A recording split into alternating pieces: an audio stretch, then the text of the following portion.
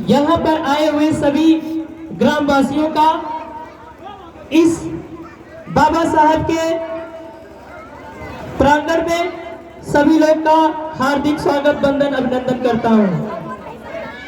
आए हुए सभी माता पिता, बुजुर्ग और नन्हे मुन्ने बच्चे और हमारे नौजवान साथियों, आप सभी लोग का मैं इस भीम जयंती के उपलक्ष्य पर सभी को ढेर सारी बधाइयां, शुभकामनाएं देता हूं और मैं बौद्ध सत्य बाबा साहब के चरणों में श्रद्धा सुमन समर्पित करते हुए अपनी बात को आप लोग के सामने रख रहा हूं। मेरे नौजवान साथियों, 1857 की क्रांति की चाहे बात की जाए, अंग्रेजों ने इस देश पर अपना 200 सालों से अधिक अधिकार किया, लेकिन कोई ऐसा मसीहा था जिसने अंग्रेजों को यहां से भगाने में, धूल चटाने में काम करने का काम किया। मेरे नौजवान साथियों, मैं आप लोग से एक बात और भी कहना चाहता हूं और यहाँ पर आए हुए समस्त अभिभावकों से भी ये कहना चाहता हूं कि बाबा साहब से एक सीख ली जाए। वैसे तो हजारों सीख है, लेकिन एक सीख के माध्यम से आपके आने वाली पीढ़ी को, आपके आने वाली जनरेशन को जहां का तहां पहुंचाने का काम करेंगे। वही कहना चाहता हूं कि जब बाबा साहब ने, जब शिक्षा का अधिकार नहीं था, अंग्रेजों ने शिक्षा देने से वंचित कर रखा था और मनुवादियों ने भी शिक्षा से वंचित करने का काम किया था, तब बाबा साहब ने शिक्षा लेने का काम किया। वो समय था, तो ये समय तो हमारा है। मेरे नौजवान साथियों, ये समय तो हमारा है। क्या अपने समय में शिक्षा नहीं ले सकते? शिक्षा किसी पार्टिकुलर, किसी विशेष व्यक्ति का नहीं है। शिक्षा किसी एक व्यक्ति का नहीं है। शिक्षा किसी एक मनुवादियों का नहीं है। शिक्षा किसी एक संविधान की प्रक्रिया की नहीं है। संविधान की प्रक्रिया को अगर देखा जाए तो बाबा साहब ने सबको शिक्षा देने का काम किया, सबको शिक्षा देने का काम किया। वो अंग्रेजों का समय था, तब हमारे इस पीढ़ी से, हमारे इस पूर्वज से निकले हुए जब शिक्षा का अधिकार नहीं था, तो बाबा साहब ने लोगों के गले में अपने मुट्ठी डालकर शिक्षा लेने का काम किया। किसी एक पर्टिकुलर शिक्षा को विशेष नहीं रखा गया। मेरे नौजवान साथियों, मैं यही कहना चाहता हूं कि अगर शिक्षा नहीं है तो लोग हार जाएंगे। शिक्षा नहीं है तो हार जाएंगे, और जब हार जाएंगे तो दुनिया में हमारा कोई अस्तित्व नहीं रहेगा। इसलिए अगर जीतना है तो सबसे पहले शिक्षा को सर्वप्रथम अधिकार दिया जाए, शिक्षा को सबसे पहली प्राथमिकता दी जाए। मेरा यह मानना है कि जो शिक्षा का एक अगर अलग जगाने का काम किया, आज भारत नहीं, पूरी दुनिया, पूरा संसार बाबा साहब को पूज रही है। कारण क्या है? सिर्फ शिक्षा, सिर्फ शिक्षा, मात्र शिक्षा।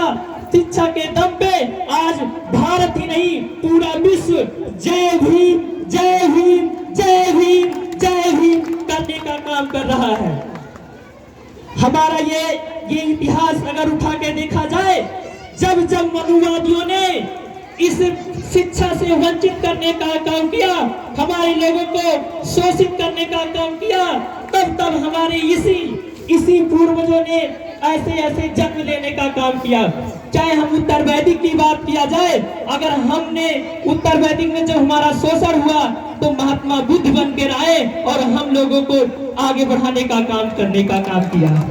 और देश की आजादी के बाद मनुवादियों ने हम लोग को ऐसे जकड़ा, सोचो एक बार, उन्होंने एक शब्द लगाने का काम किया कि इस तालाब में जानवर जा सकता है, लेकिन कोई क्या नाम है, गरीब, वो क्या नाम है, दलित नहीं जा सकता। ऐसे शब्द का अपमान करने का काम किया गया था।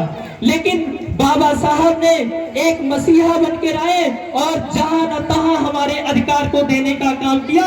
चाहे कोई भी जगह हो, चाहे ग्राम पंचायत हो, चाहे वो विधानसभा हो, चाहे पार्लियामेंट हो, या अमेरिका का कांग्रेस हो, पार्लियामेंट का कांग्रेस हो, वहां पर भी हमारे लोगों ने जाकर और शिक्षा की प्रक्रिया को आगे बढ़ाने का काम किया। ये बाबा साहब की देन है। मेरे मित्रों, नवयुवक साथियों, मैं आप लोग से बस यही कहना चाहता हूं कि वो हमारे ही पूर्वज थे जब शिक्षा का अधिकार नहीं था तो अंग्रेजों से और मनुवादियों से शिक्षा लेने का काम किया। अब तो हम स्वतंत्र हैं। बाबा साहब ने हमें एक संविधान देने का काम किया। उस संविधान के अकॉर्डिंग हम लोगों ने शिक्षा को आगे बढ़ाने का काम किया। जब 26 नवंबर 1949 को जब पार्लियामेंट के पटल पर हमारा संविधान रखा जा रहा था और जब हमारा संविधान रखा गया तो जेपी कृपलानी ने, जब हमारे बाबा साहब देश को संविधान देकर बाहर निकल रहे थे तो मुस्कुरा रहे थे और मुस्कुराते हुए बाहर निकल रहे थे, तो जेपी कृपलानी ने कहा कि बाबा आप तुम बड़े हंस रहे हो, क्या बात है? उन्होंने कहा मैंने अपने लोगों को ऐसा अधिकार दे दिया इसलिए मैं हंस रहा हूं। तो जेपी कृपलानी ने कहा कि बाबा साहब हंसो ने, तुम्हारे लोगों को एक एक करके मैं खरीद लूंगा, नोट से खरीद लूंगा। तो बाबा साहब ने कहा, मेरी बात को ध्यान दीजिएगा, बाबा साहब ने कहा जिस दिन हमारे लोग अगर अपने ये एक एक मत का मूल्य समझेंगे उसी दिन हमारा आदमी देश के जाकर बहुत ऊंचे पार्लियामेंट में बैठेगा। इसलिए मेरे दोस्तों अपने अपने एक एक मत का मूल्य को ध्यान में रखेंगे। ये राजनीति नहीं है, लेकिन मैं बाबा साहब के जीवन की जितनी प्रक्रियाएं हैं उसको आप लोग के सामने आत्मसात कर रहा हूँ। इसी बात पे मैं अपनी वाणी को विराम देता हूँ। नमो बुद्धाय, जय भीम, जय भारत, जय भारत।